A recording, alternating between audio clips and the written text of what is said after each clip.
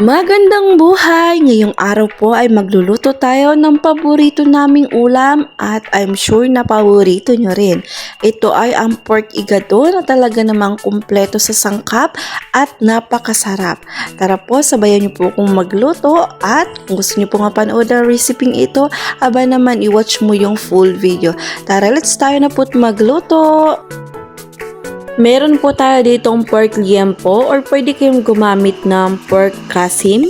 At syempre meron po tayo ditong atay, pork atay. At i-marinate po natin yan sa toyo or soy sauce. Ayun.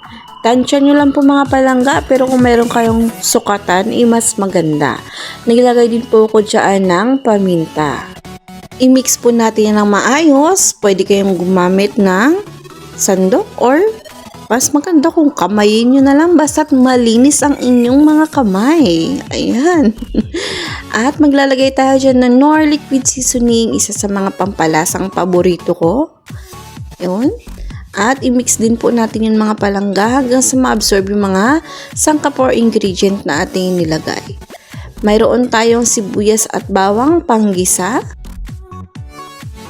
At mayroon tayong patatas, hiniwa ko lang po siya ng pahaba at ganyan lang po kakapal. Ganon din po yung carrots. Halos parehas lang po yung size and then yung kapal ng pagkakahiwa. Ayan, ganon din po ang bell pepper, pahaba din po ang hiwa. Ganyan lang po kaninipis. At meron tayong rino. Ayan, optional yan mga palangga kung maglalagay kayo or hindi. Pero mas masarap kapag mayroong liver spread. Mayroon tayong green peas, Knorr liquid seasoning, at meron tayong pork cubes. At ayan na po ang ating pork and liver. So mag-start na po tayong magluto. Naglagay po tayo ng mantika, pinainit po natin yan. At naglagay na rin po tayo ng bawang. Sinunod ko po ang sibuyas.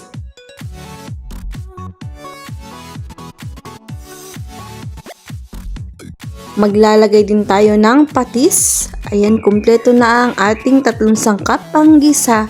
At naglagay na rin po tayo dyan na paminta.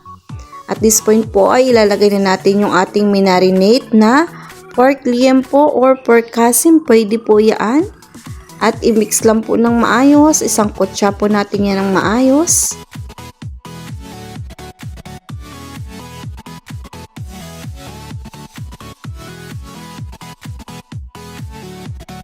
At sa puntong ito mga palangga ay maglalagay tayo ng laurel. Isa yan sa nagbibigay ng masarap na aroma sa ating pork igado.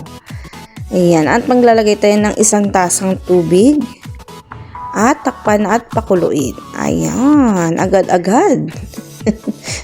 Ay mix po natin yan hanggang sa maluto. Palambutin po natin yung karne. Ilalagay po natin yung ating atay ng baboy na minarinate. Ayan, isabay po natin yan sa pagpapalambot ng ating pork liempo. Bahagya na pong malambot dyan yung ating pork liempo. Kaya nilagay na po natin yung ating atay at tinakpan po natin yan for 15 minutes at chinek po natin ulit. Ayan, kulong-kulo na. At this time po ay malambot na po yung ating pork liempo at atay ng baboy. At sa puntong ito ay ilalagay na natin yung iba nating mga sangkap kagaya ng patatas at carrots. Haluin lang po natin yan ng mabuti hanggang sa maluto yung ating patatas at carrots.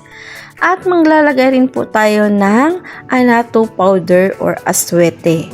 Naglagay rin po ako ng 2 pirasong pork cubes at green peas. At maglalagay rin po tayo dyan ng Knorr liquid seasoning. Maglalagay na rin po tayo ng liver spread. Ayan, kalahating lata. I-mix po natin yan or tunawin natin sa sarsa ng ating pork igado. Naglagay rin po ako dyan ng mang tomas para magdagdag extra flavor ng tamis at linamnam. At maglalagay tayo dyan ng 2 kutsarita ng brown sugar. Isunod na rin po natin yung ating bell pepper at haluin ng mabuti. Ayan, kompleto na halos ang ating mga sangkap na nailagay. At sa puntong ito ay nagtunaw po ako ng isang kutsaritang cornstarch para pampalapot ng ating sarsa. Kaya naman sarsa pa lang talaga namang ulam na. Ayan, tapos na po nating lutuin ang ating pork igado. Kaya naman, ready to serve na ito mga palangga. Kita nyo ba yan? Sarsa pa lang talaga namang ulam na. Kaya mga palangga, kung gusto nyo po yung ganitong klaseng pagkakaluto ng pork igado, i-watch nyo lang po ang full video. Tara, let's tayo na po't mag-presentation. Ayan.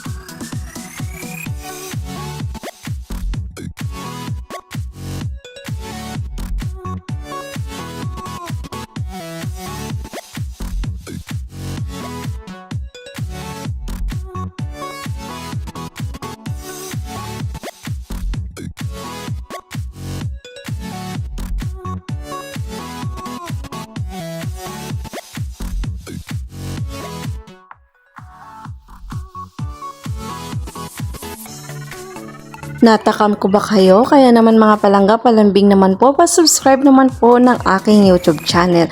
Thank you so much po sa inyong panunood!